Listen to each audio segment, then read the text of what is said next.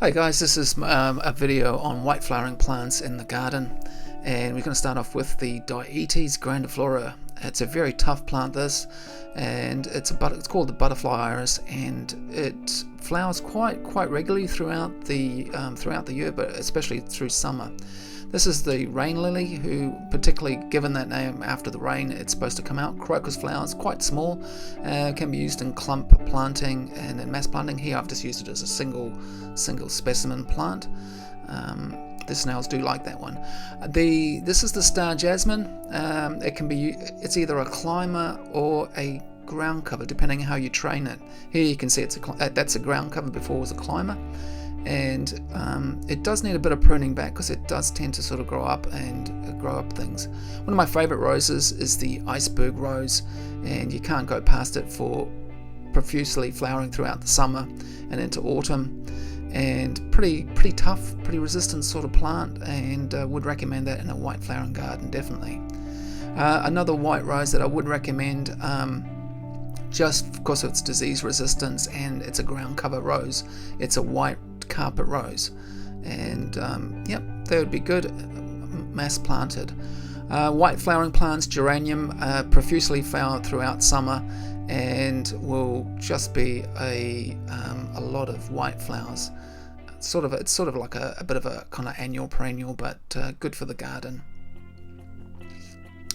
In the tree department, we've got this Magnolia grandiflora little gem. It's not so little though, is it? I mean, it grows to about 8-9 meters and about 6 to 7 meters wide, but it's very slow growing. Beautiful white flowers that are around about sort of 20 centimeters in width, and also scented. Foliage is also very pretty. I mean, you've got very nice glossy green leaves with a sort of almost a brown felty underneath the leaf, and that's the sort of dead flower heads, still quite decent. And then in the next video we'll just have a quick look at that's like a young flower there, just about to open up. As for a climber, if you want something to climb up a fence or a trellis, or preferably these can be put into pots, this is the Mandevilla sanderi, and this is the white variety that I would recommend. And then this is a new Agapanthus, Agapanthus agapetite, and it's a dwarf one, and best thing is it's sterile, so it won't set those seeds up, and you won't get lots of little plants popping up. Just only around about 20-30 centimeters high and wide.